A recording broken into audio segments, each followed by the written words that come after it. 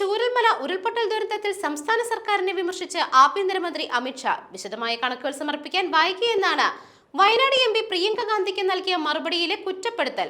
അതേസമയം ഉരുൾപൊട്ടൽ ദുരന്തത്തിൽ ധനസഹായം സംബന്ധിച്ച കണക്കുകളിൽ കേന്ദ്ര സംസ്ഥാന സർക്കാരുകൾ വ്യക്തത വരുത്തണമെന്ന് ഹൈക്കോടതി നിർദ്ദേശം നൽകി. കഴിഞ്ഞ ദിവസമാണ് മുണ്ടക്കൈ ചൂരൽമല ഉരുൾപൊട്ടൽ ദുരന്തത്തിൽ കേന്ദ്ര സഹായം ഉറപ്പാക്കണമെന്നാവശ്യപ്പെട്ട് പ്രിയങ്ക ഗാന്ധി കേന്ദ്ര ആഭ്യന്തരമന്ത്രി അമിത്ഷായ്ക്ക് കത്ത് നൽകിയത്.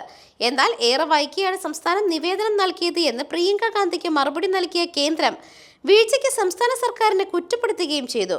3.5 മാസത്തിന് ശേഷമാണ് 2219 കോടിയുടെ സഹായം കേരളം ആവശ്യപ്പെട്ടത്. ഇതുവരെ 291 കോടി രൂപയുടെ സഹായം കേന്ദ്രം നൽകിയെന്നും വ്യക്തമാക്കി. അതേസമയം മുഖ്യമന്ത്രി പ്രധാനമന്ത്രിയെ നേരിട്ട് കണ്ട് സഹായം അഭ്യർത്ഥിച്ചതാണെന്നും കേന്ദ്ര സഹായം പ്രതീക്ഷിക്കുന്നുവെന്ന് റവന്യൂ മന്ത്രി കെ രാജനും പ്രതികരിച്ചു.